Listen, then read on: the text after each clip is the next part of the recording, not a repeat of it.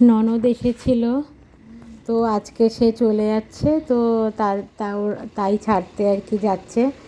সবাই মিলেই আমরা যাচ্ছি, মানে ঘরে বসে থেকে কী করব, যেহেতু গাড়ি নিয়েই যাচ্ছে সেহেতু বলি সবাই মিলে যাই।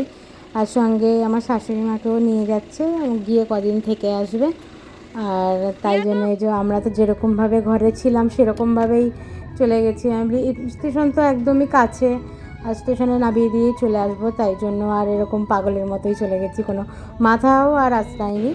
এই যে একদম ট্রেন তো ঢুকেই গিয়েছিল, কিন্তু ট্রেনটা মানে একটুখানি দূরে হেঁটে যেতে আর কি টাইম লাগছে, তাই জন্য হেঁটে যাচ্ছি। আর ব্যাগ যেহেতু একদিনের জন্য এসেছিলো, ওই জন্য আর ব্যাগও বেশি ছিল না, একটাই ব্যাগ, যার মধ্যে আমার শাশুড়ি মারই জামা কাপড় রয়েছে।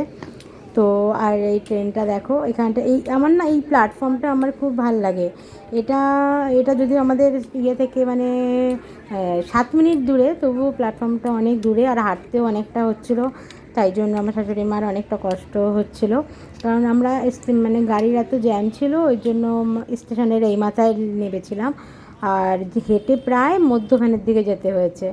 ওদেরকে তো বসিয়ে দিয়ে তারপরে আমি আর আমার মেয়েই, বড়টাই গিয়েছিলাম, আর ওর বাবা আর ছোটোটা গাড়িতেই ছিল।